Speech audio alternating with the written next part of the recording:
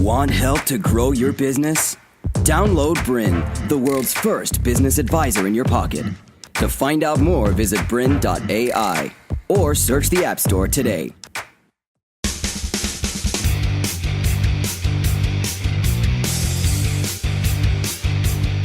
Hi there, I'm Amanda Stevens and welcome to Retail Renegades, where we explore the inside secrets of retail success stories, disruptors and entrepreneurs who are shaking the establishment, carving new niches and challenging the traditional bricks and mortar model. Now, if you've ever considered turning your passion into profit, then you're going to love this episode, because joining us today is Karen McCudden, the founder of Ruby Frank, which is an online gift and hamper business that she launched in May 2014, converting her love of beautiful things into a booming online business. She's here today to share with us exactly how she did it. Karen, welcome to Retail Renegades. Thank you for having me. So I want to talk about Ruby Frank and your journey, because you've been on quite a journey. You're going to share with us today all the trials and tribulations of launching an online business. Sure. But firstly, tell us, what is Ruby Frank and what makes it unique? Okay, so Ruby Frank is basically a gorgeous online boutique. It's a gift boutique, so it's somewhere where our modern woman, who's generally time poor, will go to find something for somebody, for that special person. We have about 700 products. We have quite a few nice big brands, the Ted Bakers, Kate Spade, Jonathan Adler, and then we also pick out some quite niche brands that we seek out from all over the world, whether it be a men's skincare brand in Melbourne or a beautiful jewelry brand from Nashville, Tennessee. I guess what makes us unique is we make gorgeous, beautiful gift boxes as well. So our customers can choose from our range and actually make a bespoke gift box. So it will actually fit the customer perfectly, and we work with them to make sure that it does.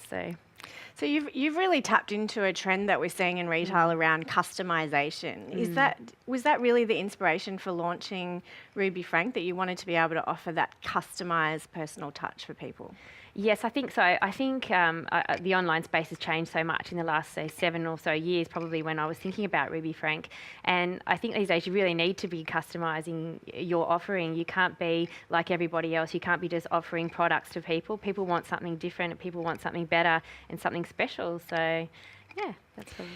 And tell us about the name Ruby Frank. Where did that come from? Because I know there's a bit of a story there. Yes, the name Ruby Frank, the Ruby came from my grandmother's name, my great-grandmother's name, and Frank is my husband's grandfather's name. So we thought we'd put it together because, that way our company meant something to both of our families, because everybody has a bit of involvement in it, believe it or not, whether they're dodging their cardboard boxes in the lounge room or whether, so it's just been really nice to sort of have that tie for everybody.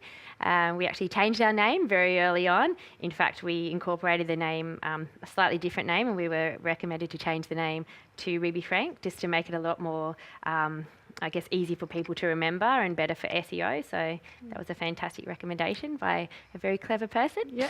So Ruby Frank, as you say, it's a name that you say it to people and they know exactly what to type in. And that's, I think, it sounds so obvious, but it's a simple mistake that a lot of online businesses make, isn't it? Where you saying something phonetically doesn't always match to being able to understand what the search term is, or even what the URL is. Yeah, definitely. And when the recommendation was made to me to change the name, that was exactly what was said. The old elevator test, like if somebody jumped in the elevator and somebody was talking about our store and saying, "Oh, I've just been online, seen this beautiful online store, Ruby Frank, will they remember your name?" And now we believe that they will. But yeah, it's a really strong brand. And so had you seen this model work?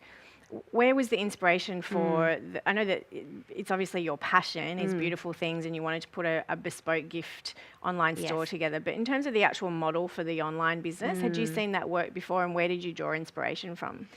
I guess as far as inspiration goes, I was probably looking around the time, probably would have been 2010, working in London. I was working as a lawyer. I think I probably used to waste way too much of my time just sort of checking out all of the beautiful boutiques that are dotted around London. There were so many gorgeous sort of gift stores that were a bit different, had some quirky products and, funny cards, but still really quite beautiful. And I just really felt like that experience was really lacking in Australia. Things have changed a lot since then, mind you. So I think I probably really that was probably my inspiration around the brand and the concept, was trying to take that experience that I felt when I walked into those stores and never wanted to leave, and translate that into an experience in Australia, an online experience. So. Yeah, great. So what's been the hardest part of your entrepreneurial journey? I know that when you have a business that you're so passionate about and you launch and you've got all the enthusiasm, and not saying that you still don't, you're obviously still very passionate about, but what have been some of the learnings and the tough moments that you've had along the way? I think, I guess some of the tough moments would be, just really working out, when I launched Ruby Frank, I was still, quite naive with regard to e-commerce, and that might have been a good thing though. Right? I think it probably was, because some people would say, would you still launch? Would you go back and launch again? I probably would, but I might do it a tiny bit differently. But I think probably the tough times. I think. One of the toughest times, I think, was when I launched Ruby Frank, had everything kind of going, and I had my beautiful products and sort of had everything ready to go, and sort of waiting for the world to come and find me, and which I'm sure, as you know, that doesn't happen. You can't build it and they will come anymore, so the landscape has changed a lot with e-commerce. So really was that realisation of, wow, I really need to shake it up, and I really need to be going and finding people, and really kind of focusing more on marketing and sort of just getting that message out there and getting attention, and not sort of, I guess, being obscure. So that was a real challenge. Yeah, and what have been some of the things that you've done that have been most successful on the marketing front to attract new customers? Okay. I think we've probably focused on, with the brand, trying to keep it pretty consistent with regard to the message and what it looks like, what it feels like. And so I think people kind of build a bit of trust with you in that sense. We use, as far as marketing avenues, especially when we launched, we use quite a lot of Facebook, because back then it was probably a little bit more cost effective, and it really got our message out there. It really we grabbed some attention, and we got some, a great following, and we were able to, I guess, build a bit of a profile, business profile. So people, if they saw us online, they could go and see us on Facebook, and they could say, oh, this is what they're doing. It does sort of fit, the kind of store that I want to buy something from. So I think that was really beneficial. Other marketing, we sort of really try to focus now on marketing, I guess, to people that, our customers that have been with us, and sort of keeping involved with them and keeping that engagement going. Because obviously, as you know, it's much easier to hold on to the customers that you have rather than trying to find new customers. So, Yeah, and I think what you've done really, certainly from what I can see, what you've done that's been really effective is not only build a great brand, but you've actually used your product to build advocacy. So when someone receives a Ruby Frank package, it's special, it's beautifully gift wrapped, you hand wrap everything, and so it's that real experience of receiving something that is, it's beautiful to receive and beautiful to unwrap. Yes. So how have you leveraged that customer advocacy? I think that's probably been really one of our strong points, as you said, the customer advocacy. And I think, as you know, with all of the different competition, it's been, we really have had to do that. We've had to focus on that, which is part of what I wanted to do anyway, which is part of the brand and the concept of walking around and feeling this beautiful experience. And, when you receive something online and opening the box and, oh, wow, what's that? And, like a beautiful, branded with compliments card that's been, handwritten on, and everything, as you said, the premium products that we use for packaging, it all makes a difference. And I know, to our target market and our customer, that is the kind of approach that they like, and that they come back for more, and they do talk about. And it's amazing when we hear, if we have, say, for example, a new corporate order for some bespoke gift boxes, and they'll say, oh yeah, we talked to this person, and you did some work for them, and they loved it, and oh, this person received this, and it was amazing. So it's, I think for us, it's really, really important. Absolutely. So what have been some of your biggest lessons, particularly around your target audience? Because you just mentioned there that you have really captured quite a strong corporate clientele. Yes. Is your target audience today similar or the same as what you envisaged? Or what have been some lessons there? I think, to be honest, when I launched Ruby Frank, I think that my target market was a bit of a scattergun approach. Like, I don't even really know if I knew what my target market really was.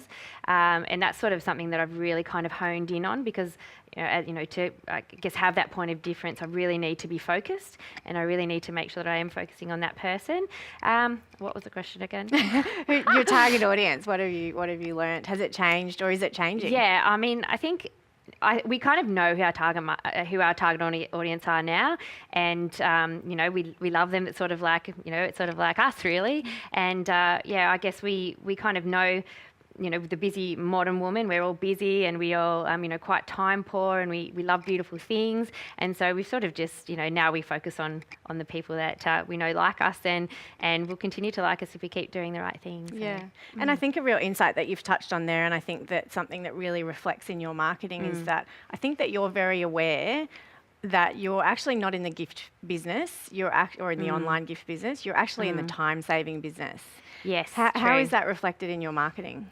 I don't know if it's intentionally reflected in the marketing. I guess the message I would hope is there, and I guess it's more how we build our site and how we're evolving and how we're trying to solve problems for women and trying to make it so that they can do things quickly and they can get on our site and find what they want nice and quickly and make it fit exactly what they want without too much sort of hassle, I guess. Yeah.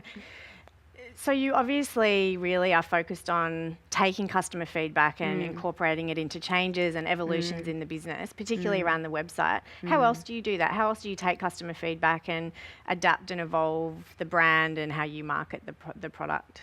I think obviously we really listen to everything that people are saying because obviously if they're not happy, we really do need to evolve. I think with regard to the website especially, I mean that's sort of our main sort of point where people obviously can contact us. We really need to listen to that feedback and get the user experience information and adapt it. And we've just recently undergone a complete design change, so we've completely redesigned the entire homepage and really how people will move around the site, so it'll actually work for people and it'll be much more user friendly to our target market. Yeah. And I guess that's really in line with making sure that we have that point of difference, that we're very focused on who our customer is. And what about social media? What role has social media played in the marketing and the branding of the product? Yeah, I think social media has been instrumental with regard to our launch, particularly, obviously in the early days when nobody knew anything about Ruby Frank. They were able to, we were on Facebook, obviously, and Instagram straight away, and we tried to build quite a nice profile there. It's been massive, really. I think these days we're sort of looking at different channels because you're probably aware that Facebook is just getting quite expensive and it's not really in many instances cost effective for us for the types of products that we're selling. So we're looking down at other avenues as well to sort of hone in on and keep our customers happy. Yeah, so I want to talk more about those new marketing activities that you're doing. We're going to take a short break. You're watching Retail Renegades on Business Blueprint, and we'll be right back after. Welcome back to Retail Renegades, and of course you can join the conversation on your favourite social media channel using the hashtag Retail Renegades. And we're here today with Karen McCudden from Ruby Frank talking about how to turn your passion into profit. Karen, you've talked about how you use social media in the early stages of Ruby Frank to grow your numbers and grow your following. What have been, I know that more recently you've been doing some more offline traditional activities to drive people to the website. What have been some of those? Definitely. I think we've probably taken the focus a little bit off social media, and obviously we still have the presence and we still keep that quite strong. To continue enjoying this presentation, download BRiN, the world's first business advisor in your pocket. To find out more, visit BRiN.ai or search the App Store today.